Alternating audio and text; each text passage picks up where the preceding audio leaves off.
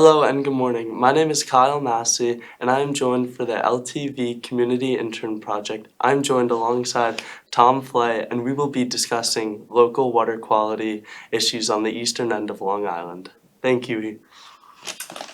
My first question for you, Tom, is what parts of the eastern end of Long Island need to receive the most attention in regards to water sanitation and quality? I think it's a two-part question. I think firstly you have to consider our drinking water. Depending on where you are on the East End, we have our aquifers out here, but we also pipe in water from further west. So the drinking water part is universal across the entire East End.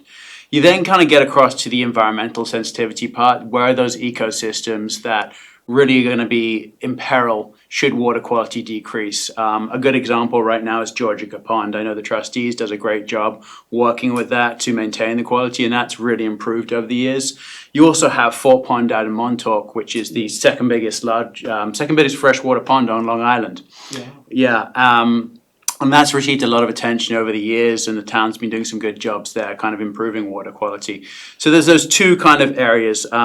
We have to be conscious of our aquifers, though, because, in the really long term, that's likely to be the primary drinking supply out here. So, ensuring we're not polluting those bodies of fresh water, even though they're deep down, is critical as well. Thank you. Appreciate it. My next question for you is, how can we use our knowledge of improving water quality to implement more effective water testing and water sampling?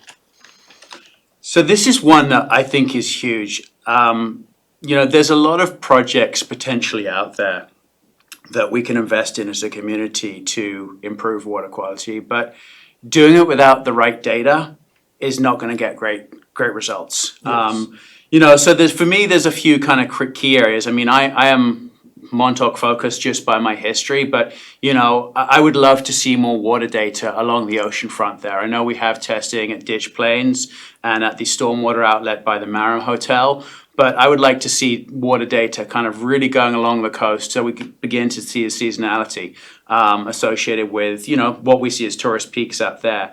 Then you get up to areas like Cedar Point, Gerard Drive, areas of massive environmental beauty. Lazy Point's another one. We need to ensure we're preserving those areas. So starting to implement, really rigorous water testing, that we actually see how it varies over the season. So we see kind of what impact that tourism is having on our water quality, and find ways to mitigate that is critical. Okay, and depending on the different months of sampling, we would be able to then compare the different seasons and the amount of bacteria that we're collecting and sampling. Exactly, because the two key sources of pollution that we've really been focused on are nitrogen and phosphorus. Yes. The sources around those we know are manifold. I mean, fertilizer is one. It's not as big of an issue out here as it is potentially up the island, but it's still noticeable, especially when you're close to the watershed and people are using it on their lawns. Then you have effluent, which is discharge from septic systems into the groundwater and into the water bodies. You also have the road pollution coming straight off and the storm runoff. So understanding how each of those varies across the season, and where we're seeing the really kind of the peaks associated with pollution from those, I think is critical. So whatever we do to resolve this, we need to ensure we're basing it on data to kind of have the most effective change. Interesting. Okay, thank you, Tom. Appreciate it. My next question for you is, what factors determine the movement and distribution of pollutants in the water? So that's a great question. It's really multifaceted. I mean, physical geography is a huge one. So gradient, proximity to water bodies. What is the surface material? Are we talking about it being tarmac and concrete, in which case your runoff is going to go much faster in? Or are we talking that we have, significant vegetation that can help filter out some of this? So geography is huge. Then there's kind of the type of pollutant we're talking about. So if we're talking about road pollutant from exhausts or tires, then that's going to be coming through the storm drains. If we're talking about septic, that's going to be percolating through the soil. So the geography is really the critical piece to understanding how each of those pollutants is impacting the different water bodies. Okay, thank you. So it's different depending on the location. Correct. Thank you. What are the long-term consequences of water contamination if we don't take steps shortly within the next couple of months? Where can we see this going in the near future if we really don't attack it at the right way? I think you kind of need to look short and long term. Interesting. For me, the long term is really the one that I kind of tend to focus on a bit more. That in the sense that we have population growth out on the East End. There is increased pressure on our water resources out here. Right now, as I said, we're supplied water via different aquifers. The further east you get, the more water that has to be supplied. So, ensuring that we have adequate drinking water in the long term is something that I think we need to start thinking about very seriously, Yes. especially further out east. We've seen it up the island with the Northrop plume. We've even seen it in areas near the spring school where you had the plume coming out of their septic system there. Wow. We are taking too many risks with our drinking water in both the short and the long term. Across the summer, what can we do? Critical things, I would say, if you are close to a water body, you really should not be using fertilizer. I mean, that's just, if you care about the water body adjacent to your property, the use of fertilizer is so damaging. I would also say that if you are aware that the gradient of your property causes water to flow off your land, then you really need to consider your use of irrigation, because combined with fertilizer, that's what's going to cause it to flow off. So in terms of a short-term effect, that's a massive one. Then you have just general household water use in the short term. I mean, are there ways to be more efficient with your water use? There's some projects out there, not so much in the US, but in Europe, certainly in Scandinavia, where they are looking at developing properties that recycle grey water. Wow. Which is a great concept. 100%. It's far-fetching here, but maybe that's the blue sky example. What can you do here? Just be smart about recycling your water. When you finish a glass of water, don't throw it down the sink. Go put it in a plant. Make use of that. When you use the bathroom, it's the old adage, and I don't know if we can say it on live TV, but yellow is mellow. Use less water, I think, Yes. is a really critical one, and be much more conscious about how you're using that water. Yes, thank you. My next question for you is it an issue that water quality and water sanitation, is it an issue that will always be prevalent, or is this something that we would be able to fully diminish and get rid of entirely? That really depends whether you talk to me an optimist or a pessimist. So I'll try to land somewhere in the middle. I mean, the optimist in me says that humankind has great ingenuity and will continually find ways to address these environmental challenges we're facing. The pessimist in me says, well, that's going to have knock-on effects. I think a really good example you're seeing nationally right now is in Arizona, where Phoenix, they've had to stop building because they don't have enough water to supply the new housing developments they're doing. You've also got talk of them there kind of starting to think about desalinizing, I can't say the word, sorry.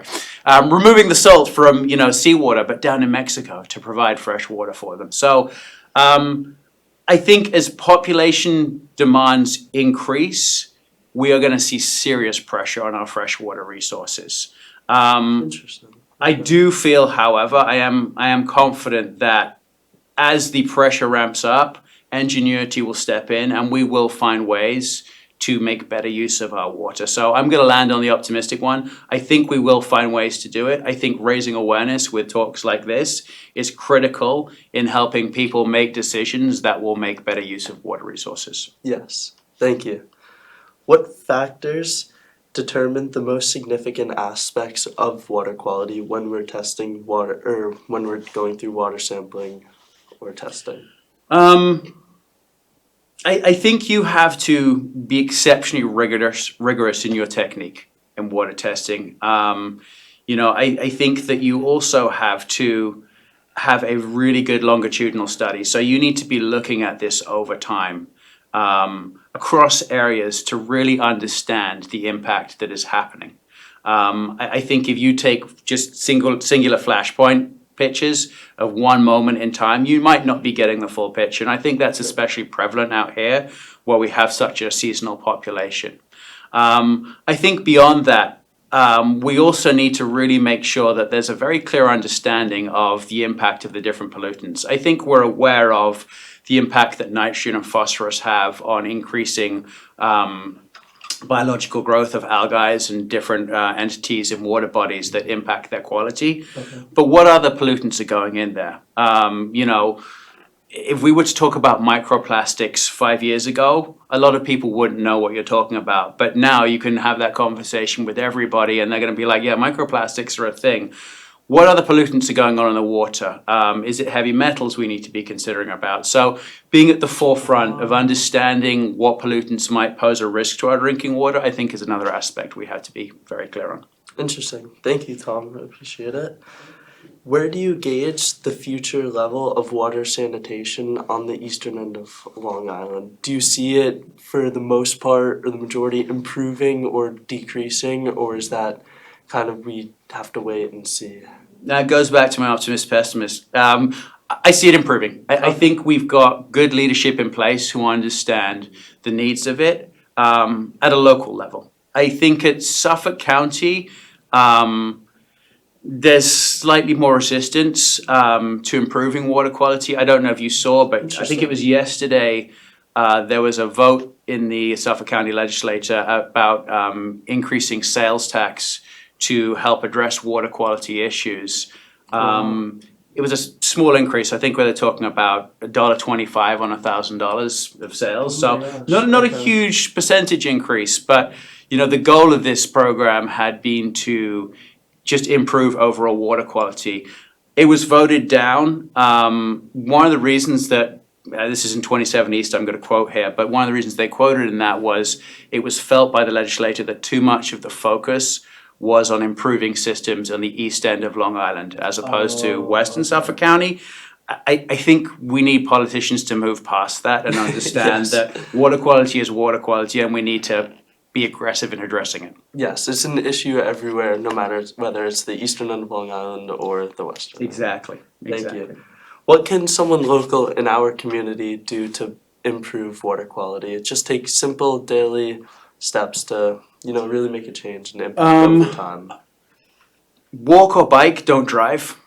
That's got to be one of the first ones. I mean, so many of these issues with water quality are tied to other issues we're facing from environmental stresses. Use of plastics, throwaway plastics, get out there, pick up litter on the beach. Those are still your water bodies. There's great programs out there that Relic have done across some of the town beaches. You might see the yellow baskets out there. Yes. Just walk along the beach, pick up litter. That impacts your water quality.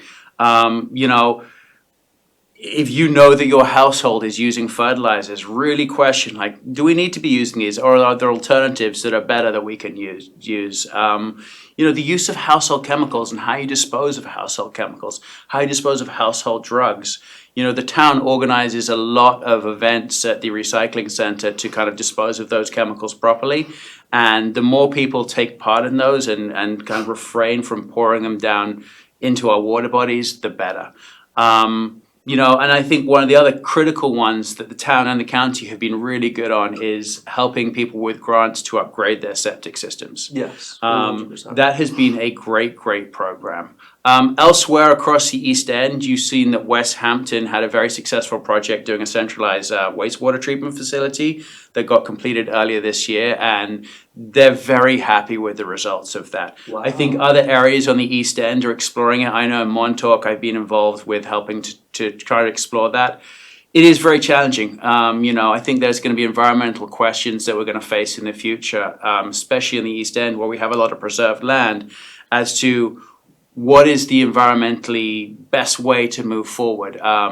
Does this involve like loss of preserved land to input, effective wastewater treatment facilities? Or are we looking at, more smaller scale projects, really kind of getting every household onto IA systems or nitrogen reducing systems? So a whole different range of things people can do, from the very simple, which is walking and picking up your litter, to changing the infrastructure of your house to be more efficient.